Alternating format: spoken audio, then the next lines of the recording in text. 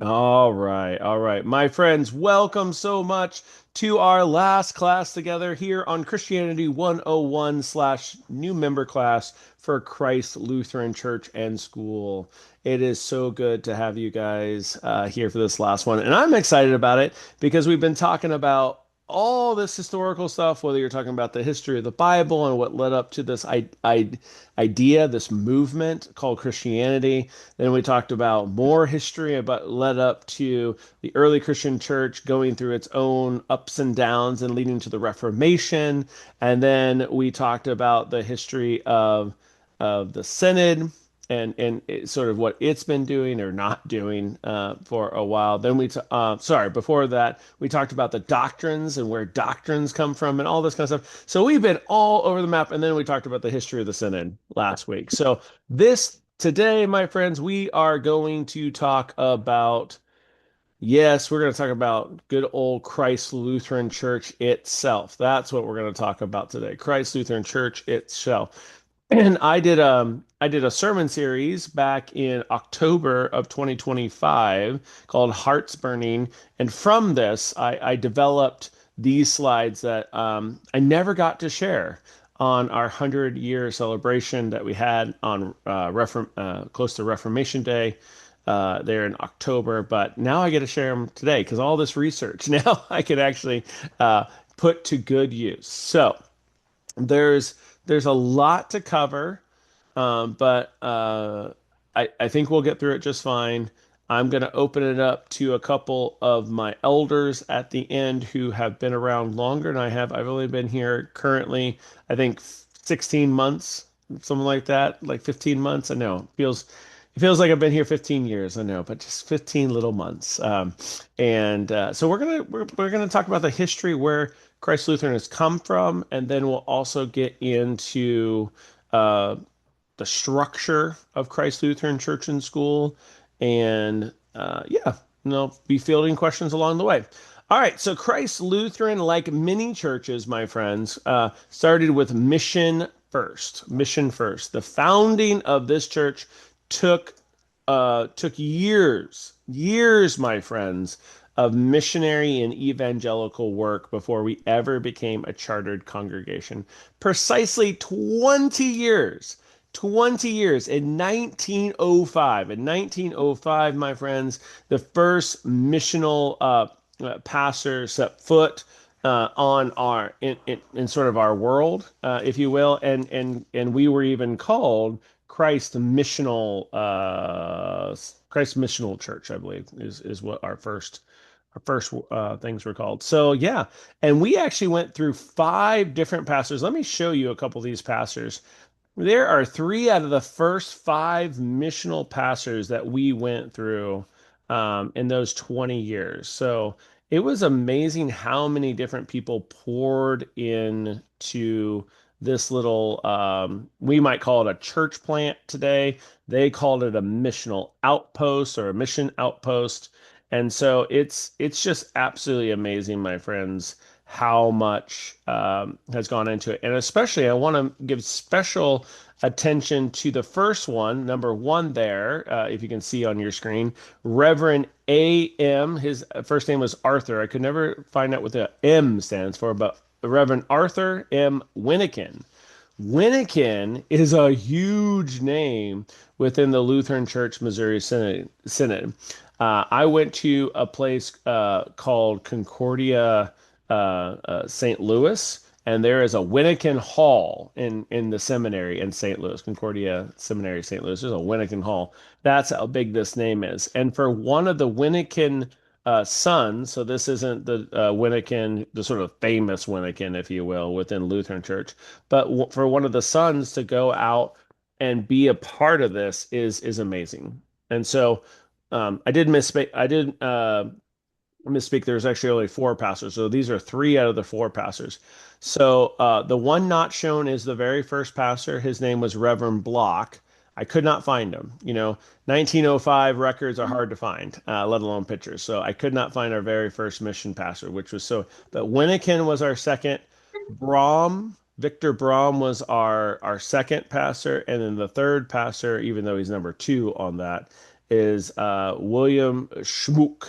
William Schmook. So what a great name. But so four different missional pastors over 20 years pouring into this little mission church. And here, three out of four of them are at a missions conference in LA.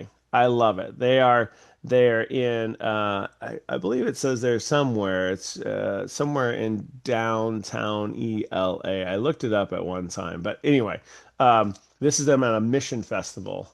So I love the Lutherans and their missional zeal of the turn of the century here, the turn of the 20th century here. It was pretty amazing. So for 20 years, guys, Christ Lutheran was just a mission church, or just a mission. It was not a chartered church. But then eventually, guys, in 1925, they chartered. So once the people of God were rallied around the idea of a church space of their own, there was no slowing them down or stopping them. So in 1925, that already established community, and you can see a picture there, it might be small on your screen, but there's a picture there on your right hand side. That is the original congregation in 1925. And I don't know about you, and it's hard to make out from the picture, but how many women? There's like 75% women making up this early congregation and 25% guys.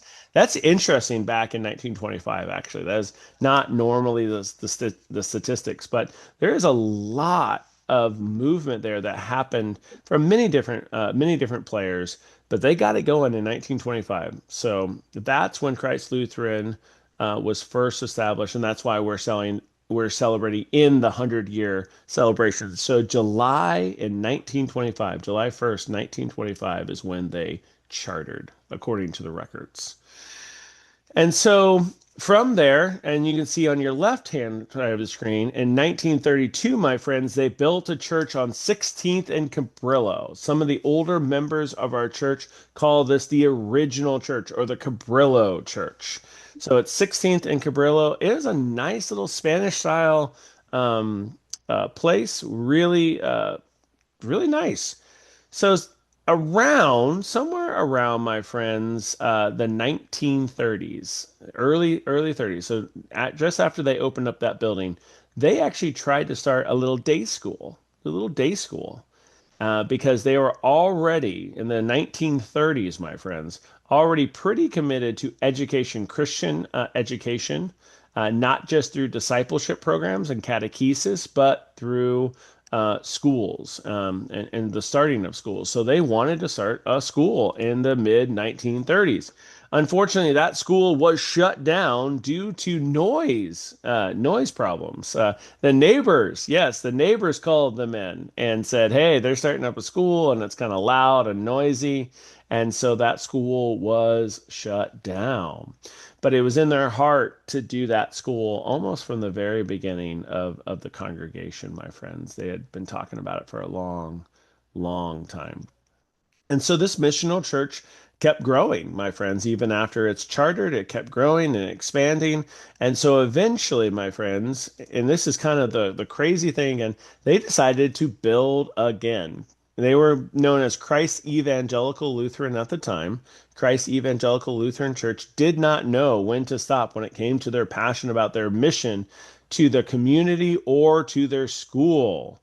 So if you can believe it, my friends, there's a guy named Reverend Herbert Moz. Reverend Herbert Moz. That's him right now. That's Reverend Moz was right there back in the day, about 1955, I believe the right-hand picture is.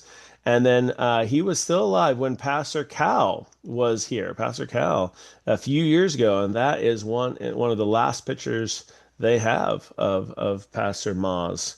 And Pastor Moz came in, and he had already there was already some amazing missional work going on, and some planning and preparation. And so they did a bold, bold move, my friends. So from 1932, having this beautiful thing, to then they dreamed in 1955. In 1955, they dreamed of doing this crazy church all the way up here off of Western Avenue. And you can kind of see from the drawing here, you can kind of see from the conceptual art, but basically all that was up here was an empty field and a dairy farm. Empty field and a dairy farm. Or as one of the members told me, guys, all that was up here was an empty field with a lazy donkey on it. So find that very biblical. I don't know why. But that's like all this idea of coming out of downtown San Pedro, downtown and 16th and Cabrillo, all the way up here, which was actually, especially for at that point in the 50s, it was all the way up here. There was seriously nothing up here and no great infrastructure, but they were building some new communities and houses up toward the western area. And so they had a vision. And it was really the people. Pastor Maz pushed it through, but guys, every single thing over and over tells me it was the people. It was the people of God, the people at Christ Evangelical Lutheran Church at the time, its name was pushing for this vision. And they wanted to come up here and build a new church, but specifically to build a school. So I would say, and this is what I've heard over and over again, that the passion for mission through education or mission through discipleship, it's always been there. Like they've always, who doesn't want a nice worship space or who doesn't want a nice fellowship hall or these kind of things, but for them, it was mission through education, mission through discipleship. So. Yeah, Sammy, great question. What is mission? We can use mission in two different ways. Mission can be a movement of a body of believers doing the evangelism or the sharing of God's word with new believers. So that's a mission is a body or even a place that's sharing the good news, the gospel of Jesus Christ with others.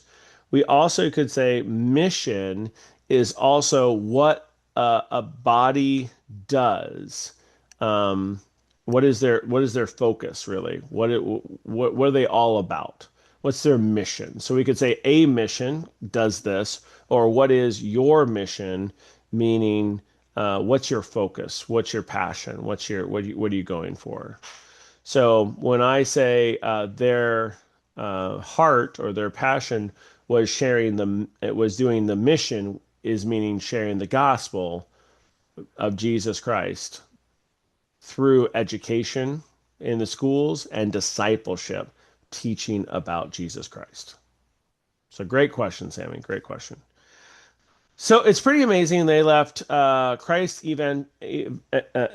Evangelical Lutheran left a perfectly fine building, sold it off, and went and built this. And guys, it was a labor of love.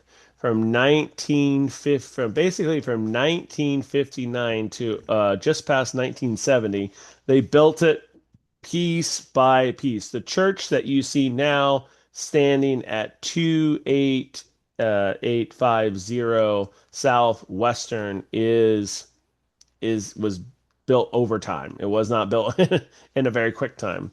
But it was amazing from 1959 when the cornerstone, they call that the first piece of building, the cornerstone was laid all the way through the early 70s. They kept adding more and more pieces to the church and to the school. Renovations were kind of constantly happening. And most of the time, guys, they built it with their own hands or they built it with the help of some local contractors, but they were paying for it along the way. So it was quite an investment, but that both time, energy, and of course money. But the Christ Evangelical was up to that challenge. So here's the interesting part of the story, though, guys. So really, you got the current site pretty much as is from the early 70s. So as you see Christ Lutheran Church right now, it's pretty much been the same since the early 1970s. And so while it took almost 20 years to build the whole thing, um, it has remained pretty much the same for the past 50 years. Now, what I want to say about those 50 years is saying there was a lot going on with the mission, with the idea of growing the school, growing the church, all those kind of things. But I want to say, especially as a newer pastor, is that Christ Lutheran never lost its focus on the school, but some things did happen that kind of shook it up a little bit. And it should be noted is that in the mid 1990s, we were at Christ Lutheran Church and School now. So when they started the school, it all became one, Christ Lutheran Church and School. In the 1990s, mid 1990s, we were rezoned. We were annexed out of San Pedro into what is now known as Rancho Palos Verdes. And that really changed the dynamic of the school, which ultimately changed some of the dynamic of the church as well. So again, not saying a blame or anything like that. It was just one of those changing dynamic kind of things. So we had always been rooted in San Pedro and the San Pedro community. It's not like we're not anymore. It's just at that point in the 1990s, that was still 30 years ago. Man, I feel old. 30 years ago, it was annexed into Ranchos Palos Verdes, and that did change the dynamic of that. Also, worth noting that during this season, before even that, in the late 70s, early 80s, there was a thing called, there was a split, sorry, not called, there was a split in the Lutheran Church, Missouri Synod. There was a split. And that split had other ramifications, that had other effects within the greater church. So at the time, Christ Evangelical Lutheran was actually part of lots of different churches that were part of this association of churches. But from the split that happened in the Missouri Synod, the Lutheran Church Missouri Synod, some of those associations with other Lutheran churches and with other churches broke down. And so there was a couple different things that happened that affected Christ Lutheran Church and School that are worthy of note, are worthy of note. But as you see it, it's basically been like that building wise since the early 70s, early 70s. Now I'm just going to pause because there's a ton more history I could go over, but I just don't have time. Is there any questions before I move on to the structure? So now I'll get into the basic structure of Christ Lutheran in a sense of a constitution and bylaws sort of space. It is more interesting than it might sound. But any questions about the history that I may or may not be able to answer? Like I said, toward the end, I want to make sure to open it up to my two elders who are on this Zoom call to share their own perspective on some of that history and who we are today and anything I might have missed. So we'll have that time at the end for them to share if possible, and for you to ask more questions. Um, is there any differences? No, I don't think so. The thing that annexed to Ranchos Palos Verdes, Sammy probably caused the most of is that it decreased the number of kids at our school, because uh, parents thought, well, now they have access, especially that immediate neighborhood around us. So if you're going across Western to Trader Joe's and all that neighborhood behind, they're all of a sudden Ranchos Palos Verdes too, not San Pedro. And so they may feel like, oh, I can go to Ranchos Palos Verdes schools now. I don't need to send them to a private school. And so that it did decrease our numbers school wise, and we've never been back up into those numbers since the annex happened. So good question though, Sammy. Good question.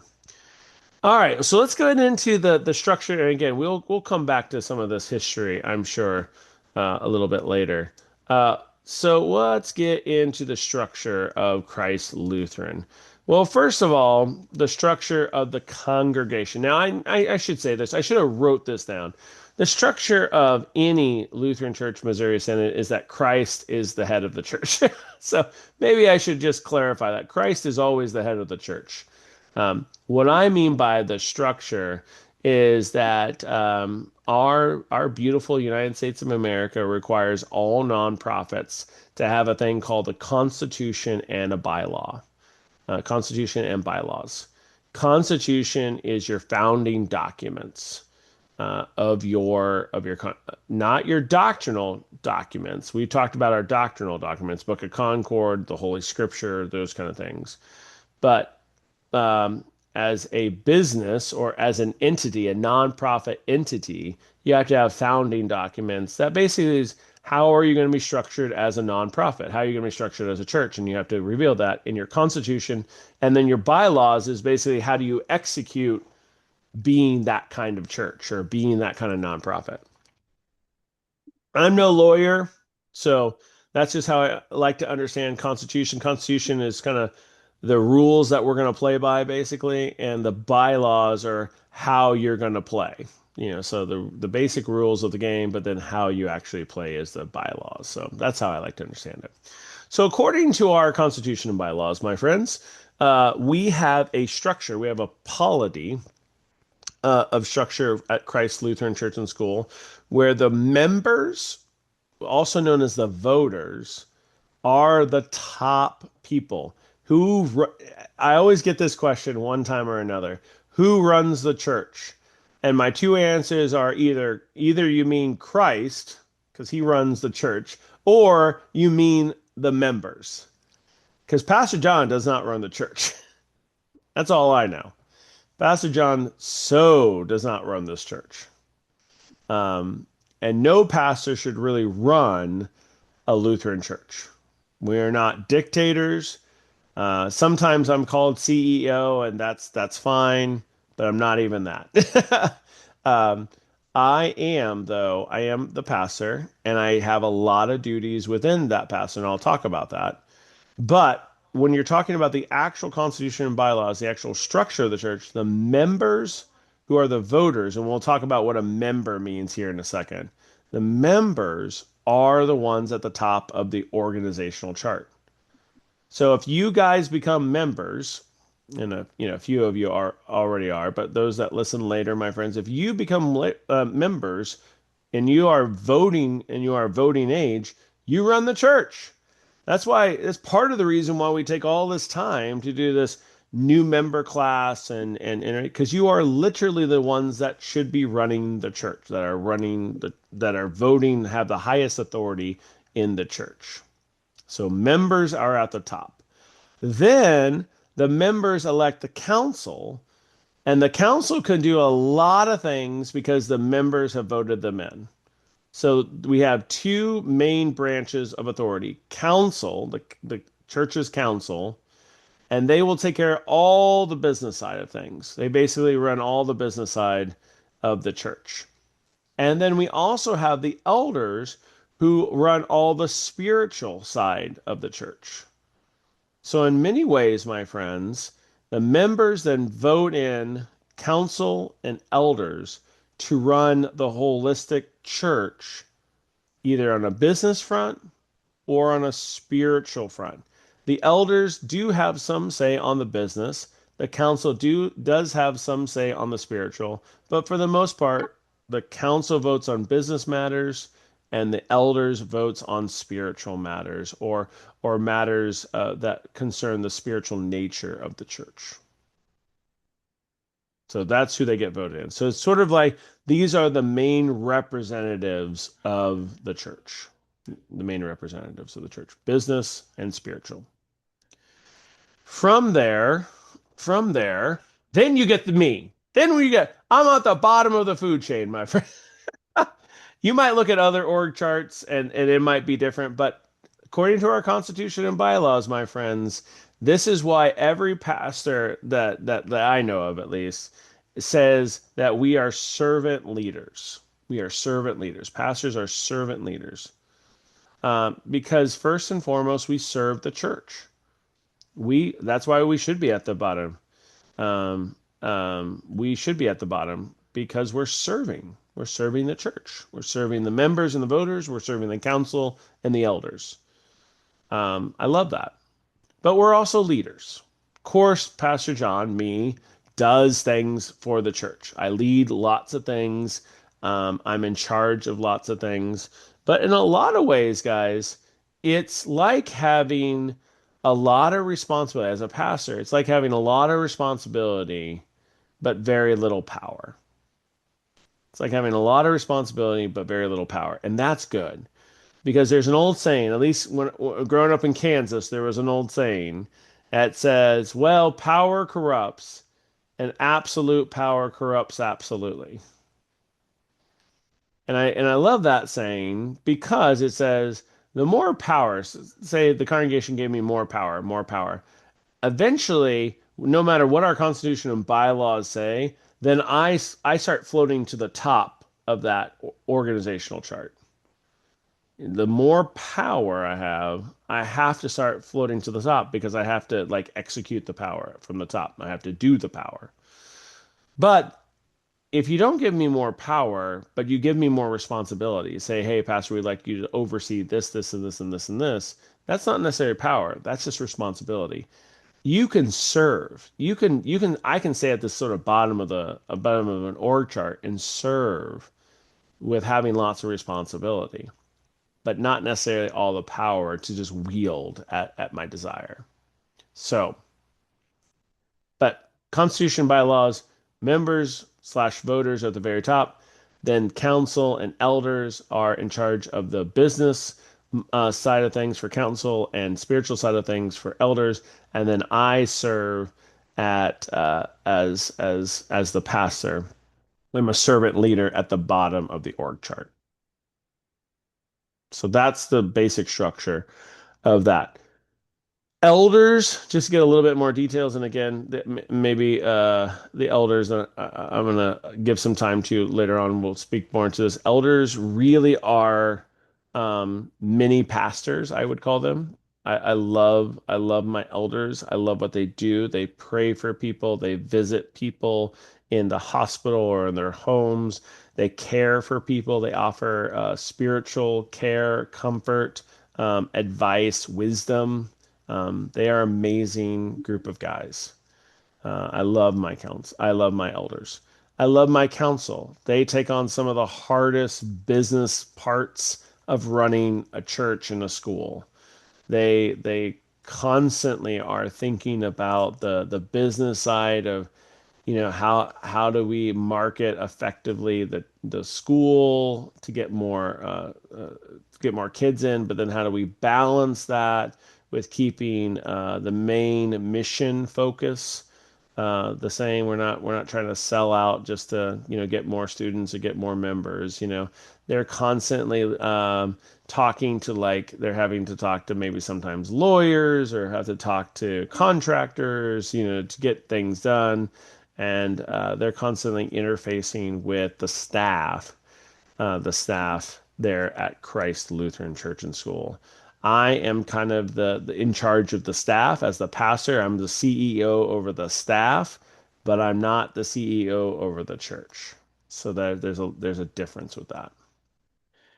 Um, and that's where you'll see me. If you see me bustling around, the campus or church or school or whatever, and people are asking me questions left or right, it's because I am in charge of the staff. I'm in charge of them, but they have their own supervisors and all that as well. So they have their own org chart within that.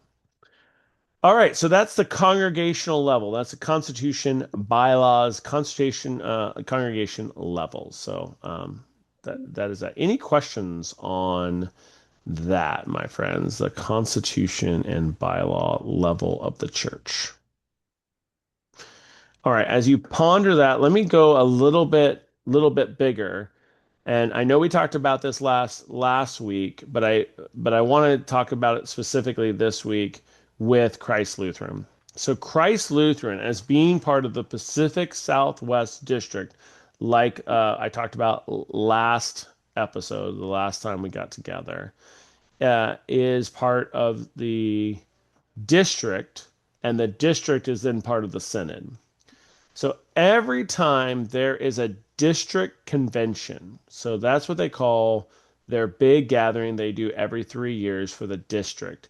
District convention, we can vote on many different things happening in the district. It's a lot of business. Again, constitution bylaws kind of business, but some of it's really important spiritual matters that are happening across the district, across even the synod. So every time there's a district convention, Christ Lutheran Church and School is asked to send one pastor voting delegate and one lay voting delegate. When I use that term lay delegate, I mean a member, a voting member of the church. They call them laity or a lay member. And it just means they're not a pastor. That's all it means. To be a lay member, you just can't be a pastor or a church worker, a church like commissioned church worker. So every time there's a district convention, every 3 years, I have to go to this convention and I vote trying to represent Christ Lutheran. But also that one lay delegate votes as well, separately from me. Like he or she sits by me, but they vote separately. So every district convention, my friends, Christ Lutheran, if you're ever wondering how do we have an effect upward, to the district and to the synod, we have those two votes at every district convention. And then sometimes, my friends, and I almost got chosen for this. I'm kind of glad I didn't. Sometimes, when there is a synod convention, every synod convention, they will choose one pastor from the circuit. So those are those smaller pieces. So our circuit runs from we're the southern part of it. It runs all the way up to like Culver City. So it's a pretty big little circuit. Every time there's a synod convention, one pastor from the circuit and one lay member from the circuit gets to go and vote at the national convention or also known as the synodical convention. So, if you ever have a hankering, if you ever thought about, well, I'd like to see some changes happen in the Lutheran Church Missouri Synod, that is how you do it. You go and you say, Pastor John, I want to be the lay delegate. I want to be the lay member delegate to go to the district convention with you. Or, hey, can I be a lay delegate to go to the synodical or the national convention with you? And so, if you want to see changes within our bigger church body, that's very possible as well. You very much can be a part of that process. I have to be part of that process. I don't get any choice when it comes to district convention, but I finished second in the voting for the synodical convention to be sent to there. Um, I'm glad I don't have to go to, it's in Phoenix this July. I'm glad I don't have to go to Phoenix. Yeah, exactly, Sammy. Exactly. No, I'm glad I don't have to go to Phoenix in July. Exactly. So there is a way. So just to let you know, I mean, I love that we have this like you can vote for the president, right? Like in our United States of America system. You can go vote if you don't like how the president is running the country, you can go vote him or her out, right? Like you can always do that. This is the same idea that we have in the Lutheran Church Missouri Synod. If you don't like how something is going, you can ask to be a part of the system and you can go to these conventions and you can vote people out or vote people in or vote for certain resolutions. That's what they call them, basically bills or laws to be passed within the synod. So there is a political process, a good political process within our district and synod that I wanted all my new members to know about because even some of our old members don't know how this process works. So it's a good reminder. All right. As you guys process that, if you have any questions, you can chat them in or shout them out. I'm going to talk about how do you become a communicant member? Because it's kind of funny to talk about this as you guys are in the process of becoming communicant members. So, how do you become one of those members or voters within Christ Lutheran Church and School? Well, you do this through a process, and the process is a little bit different for kids growing up in the church versus adults, but it's basically the same thing at the end of the day. It's the same process, not the same like actual thing. So let's just say you're a kid, and like my son, my youngest son, is in catechism class. Is going to be in catechism class, and at the catechism class, it usually starts around sixth grade or seventh grade, sometimes fifth grade. Catechism's class starts, and around 2 years into catechism, about two, sometimes 3 years into the catechism class, the you the child says, or you as the pastor, I as the pastor, sorry, I as the pastor say, I think you're ready to be confirmed. So that's when then the child, the middle schooler, would talk with the pastor, with me, and then I would recommend that child, that eighth grader, that seventh grader, that ninth grader, whatever they are at that time, to the congregation for membership. I would say, I think they are good to go for membership. They've gone through the catechism, they've talked with me, particularly, I've talked with them, and now congregation votes them, or it doesn't really vote them in, but it welcomes them in to membership. So it's a congregational assembly, and they are welcomed into membership. Similar thing for adults. It's just streamlined, my friends, because here's what we assume about adults. We assume that you guys know more, that you're just older and you know more. You know more. I know, right? Sammy, that's dangerous assumption, right? But you've read some Bible, maybe you've gone to church for maybe years even, and that you have catechized yourself in a certain way. But we only assume so much. That's why then we say, well, why don't you go through our new member class? And in our new member class, we're going to tell you what we believe, why we believe it, how all this happened, and what you're getting yourself really into. Just like when I told you guys, if you become a member, you get a vote. So you kind of should know, oh, I have voting rights now. Not just voting rights at Christ Lutheran Church and School, but I could even be up for voting rights at district convention or even synodical convention. It's good to know that you would actually be able to vote on legal matters within the church. But it's also good to know, like we went through our doctrines, that this place believes that Scripture alone is the sole authority, and that there's this thing called the Book of Concord that I should be familiar with. And because the Book of Concord is the right explanation or right exposition of it. And that this church believes in the Trinity and in the creeds. That this church, you should know what our beliefs are.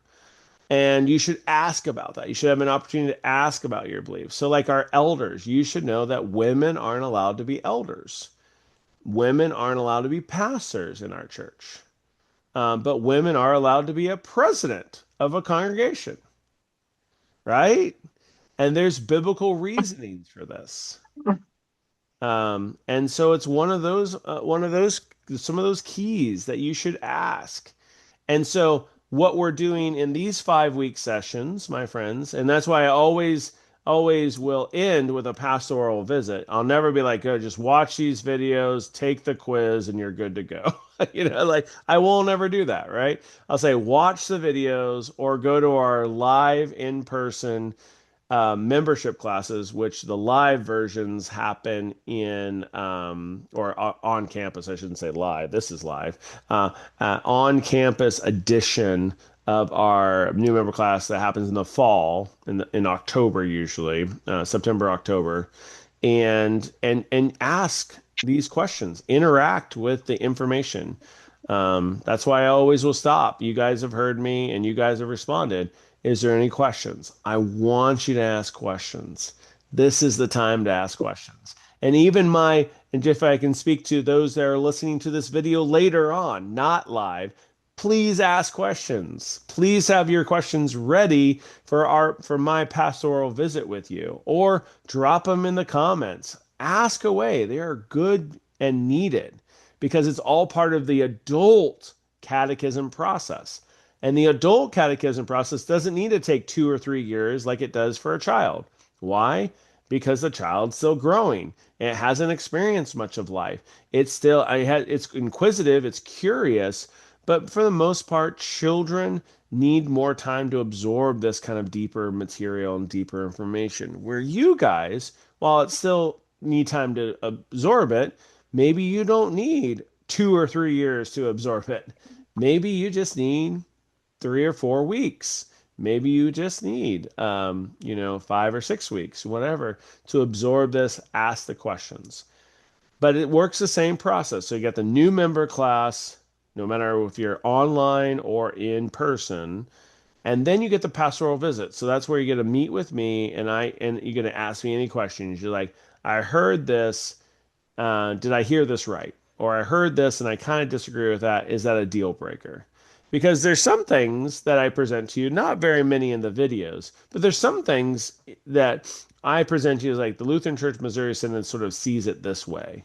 And you're like, well, I don't really see it quite that way. Is that a deal breaker? Should I not become a member of that? Well, if the answer is I don't know if I really believe in the Trinity, I'm like, yep, that's a deal breaker. You should not become a member quite yet. You can visit, you can be what we call a regular visitor to the church, but don't become a member if you don't believe in the Trinity. We got to work through that. But if you're like, I like contemporary music more than the organ, or I'm not sure where I stand with I'm trying to think of a little bit more interesting one. I'll throw a real one. There's a lot of people that struggle with understanding how the real presence. They believe Jesus is in, with, and under that bread and wine, but they struggle like, what does it really mean? Am I eating Jesus? Like when I take the bread, when I take the wine, am I actually eating Jesus? That feels weird. And they just struggle. I'm like, it's okay to struggle. It's okay. Some things are just mysterious. And that's fine. But if you believe that Jesus is there, that's the key. If you believe Jesus shows up in the sacraments and you are taking the sacraments to your benefit because Jesus is there, that's good. And so you can struggle a little bit with some things. There is gray area. I know Lutheran Church Missouri Synod guy saying there's gray area. There is gray area, my friends. You don't have to, we don't all think exactly alike, but we do all have concordia. If you're going to be a member, we all do have concordia together, meaning we have a one heart about many subjects, about many topics. The core topics of what we call Orthodox Christianity or Orthodox Lutheranism, guys, we have to agree on. But there's a lot of discussion outside of that. How does the functionality of the Holy Spirit work? You know, is there room in the church for speaking in tongues or healings or miracle? Well, that's a great topic, right? And lots of Lutherans have lots of different opinions about that. That's not a deal breaker. Not believing that Jesus wasn't true God and true man, that's a deal breaker. Believing that, I could come up with lots of examples, but it's a deal breaker. There are some deal breakers out there. So if you're going to become a communicant member, that's totally fine. Communicant member means that you not only can commune at our church, but you can also, oh, that was funny. You can also, my friends, vote. So you can commune and you can vote. You're a full-fledged member. So you have the catechesis, you have the catechism, you have the pastoral visit. In the same way, guys, at the end of it all, even adult membership class, I will say to the congregation, yes, I recommend them for membership. And if you have my recommendation, they will welcome you open arms and say, yep, they're now members of Christ Lutheran Church and School. And you are a full-fledged member. And full-fledged members are called communicant members. Non-full-fledged members, that means children, usually just children, or people that have not gone through the catechism, but who have been baptized. So children who have been baptized and adults who have been baptized but not have gone through the catechism process, we call you guys baptized members. As soon as you are baptized, you are part of the greater church. And if you are baptized in our particular church, the Lutheran Church Missouri Synod, or Christ Lutheran Church and School, then you are now a baptized member. That is totally fine to be a baptized member. But only communicant members can vote and can commune at the altar. So that's the difference. If you ever hear me talking about, oh, that's a baptized member, not a communicant member, that's what I mean. Baptized, they're part of the church, they're part of the community, but they cannot yet commune at communion. They cannot come to the altar and they cannot vote yet. So, but they're baptized. Christ has claimed them. So we need to acknowledge that. So that's the difference between a baptized member and a communicant member. Okay, that's a lot of information. There's a lot of structure going on there.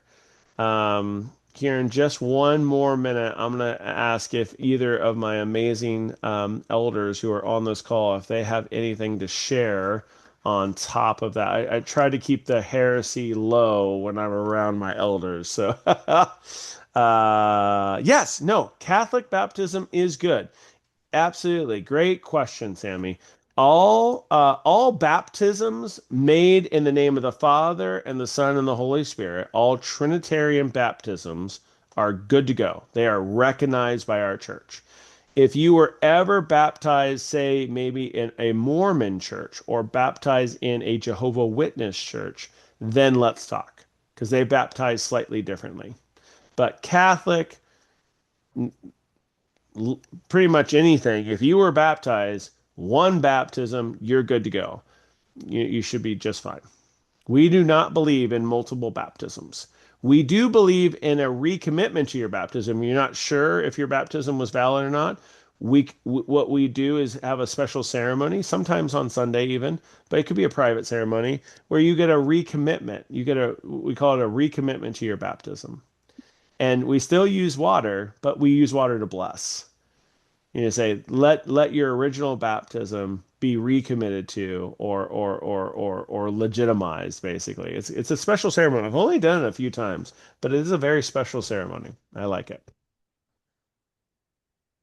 All right. So, Paul, Eric, and Matt, I hope I'm not putting you on the spot at all. Let me just stop sharing this real quick. Paul, Eric, Matt, do you guys have anything to add? These are two of our amazing elders here at Christ Lutheran Church and School. Um, and if you guys have anything to share on this, I would love to hear it. Paul, Eric, and or Matt.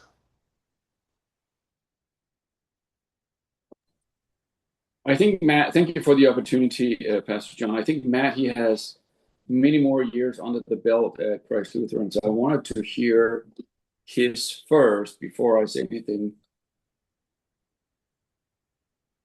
if possible. Matt, he totally put you on the spot here, brother.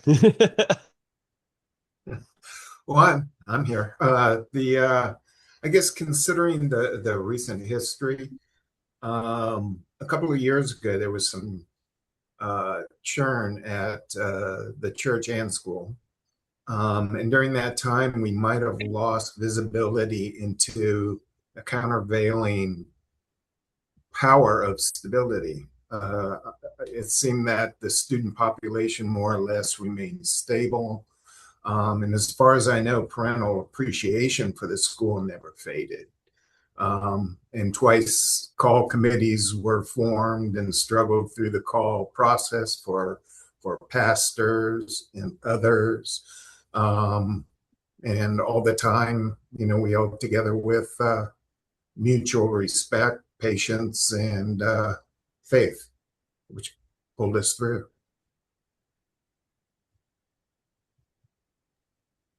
Amen, Matt. Thank you, brother. Thank you. I think yeah, thank you, Matt. I think this is go through, yeah. Um, the process of calling someone is a pastor is an important part, and it part of shapes the congregation one more time. And I think a lot of time people that come into church or begin to go to church, they don't always um, fully what to say appreciate or see the level of engagement that goes into it from church council and um, from elders, and it's not necessarily something that they have to understand in order to be there. But as people are getting involved, they also hopefully getting the itch to help, or getting the urge to help or contribute to it, because the gifts that are woken up in them, the gifts of the spirit in various form, and that is what uh, a congregation is meant to be. It's meant to be very diverse as far as people background, but also as gifting. And I think the more we as church, and I think in the what is it, 6 years now that we have been there and members for like 5 years or something like that. I think and about the same time amount of time I've been elder at Christ Lutheran. I think the increasing awareness of gifting and appreciation of gifting will um, make the church not only stronger but also more resilient for when a storm comes in one way or another, or a wind blows or over in one form or another. I think that that resiliency is built up while it is going well, or while there's no storm, so that when the storm comes, the roots are deeper. And I think these membership classes are great because they help people to understand that there is some history behind. There is some fellowship. There is a calling. There is an earth. Like why did they spend 20 years? I mean, why did they see it necessary, and why would they financially possibly do something like abandon a church and go and do another one? Well, there was something that made them have a goal and made them resilient, because they were builders, some were financial people, some were could help with food. The plethora, the diversity of people is what strengthened it. Um, just like in concrete, you have both stone, you have cement, you have iron, you have all those different things, and just one of the things wouldn't make it really strong, but it's all the different parts that makes it really strong. Yeah, that sums it up really well. That especially we weathered the storms well. Yeah, I agree. Oh, I love that. Thank you, Matt. Thank you, Paul Eric, for that. It's so good. It's so, and it's worthy of highlight. Matt, so we have had some churn. I was brought in sort of the tail end of that, a lot of those churns. And we're still figuring it out in some ways, but that's how you figure it out, is like you own what has been, and you really start going for, you lean into, okay, we're going to be vulnerable about where we've been, but we're also going to be vulnerable about that change and progress, and maybe even more important, that resilience that they mentioned. That's working too. Like there's the Holy Spirit's not done with Christ Lutheran by any stretch of the imagination. And it's still working, and whether it's through the families that and the school part, or the staff, or the amazing church members that have poured their blood, sweat, and tears into this place in one form or another, it just keeps going on. And there's something about it. Um, 100 years. That's a long time. That's a lot of resilience. That's generational resilience that's been passed on. I love it. But I also wanted to highlight what Paul Eric said is like you as a potential member will be asked absolutely to start participating. Like being a member isn't just about like, oh, I guess I'll, come to worship or whatever. We want you to come to worship, but if you want to volunteer as a reader, or if you want to volunteer as an usher on a Sunday morning, or start asking interests, if all for my guys out there about interests about these elders, like how do I become an elder? How do I be a part of of a committee? He mentioned a call committee. We had a call committee for our principal right now. That's working very hard. Been working hard for months already. How do I be a part of that? And ask our elders. They are so good at like, how long should I wait before I ask to be part of one of these committees? A year, 2 years? Or after, is it a 10-year mark? I got to be part of a committee. Like how long? And I think there's not really a solid answer, but they can give you some real guidance on where to start. Sammy, absolutely. Thank you for asking that. So every Sunday we have the three readings: Old Testament, New Testament, and the Gospel readings. And those are all volunteers. Yep, those are all volunteers who read that, and I love it. And we're trying to get more people into it because reading the Word of God out loud, I don't know if there's a more powerful thing than being prayed over directly. Like getting up there in front of a congregation, just reading God's Word, it's pretty awesome. It's only for me the second to being prayed over individually, just having a brother or sister grab you by the shoulder and say, I'm going to pray for you today. And then the ushers are the same thing. It's like basically greeting people as they come in. Welcome to worship. Here's a bulletin. How are you doing today? And then showing, like if for some reason no seating, like, oh, we have seats over here, or if they have questions about where the bathrooms are. So those are what the ushers do as well. So we're putting together those teams as well, my friends. Right now, we're small enough to sort of say if you want to help out, all you have to do is ask somebody. They will know how to help you. But we're also in the process of forming teams like usher teams. We have a reader team already, and you can just ask to be part of that list. The elders are going to be in charge of those greeters and those ushers. So if you have more interest in that, let them know. We also have a tech team that's developing as well. Those are the guys that run the slides up in the balcony. They make sure everything is right on the screen or as close as we can to it. So good stuff like that. Ways to get involved in a very simple, not huge commitment. And you've got one Sunday a month that you can commit to, great. That works. Also, we of course we have a youth and children's ministries as well, and you could volunteer for children's church on Sunday, or they also meet on certain Wednesday and Thursday nights as well. So lots of ways to get involved, and I really really appreciate Paul, Eric, and Matt talking about it in a very vulnerable way of not only where we've been, but where we're hoping to go as well. All right, my friends. That's the end. That is the end. Well done. You should give yourself a pat on the back, whether you are right here live with me or whether you're watching this later. You made it through all 5 sessions of the new member. Yes. And so if you are interested after watching these 5 videos with me and you're like, hey, I want to be a new member, I actually want to take the next step. Reach out to me, my friends. Reach out to me at pastor@christrpv.com. Pastor@christrpv.com, or just grab me when you see me. I'm almost always at church, especially on Sundays and during the weeks. So hit me up there and say, I'm ready to become a member. I watched all the videos. I would love to have that visit with you. So shoot me an email or grab me and say, I'm ready for my pastoral visit, and we'll get you our next welcoming Sunday for our new members is going to be, I think I wanted it to be on Pentecost Sunday because that's cool.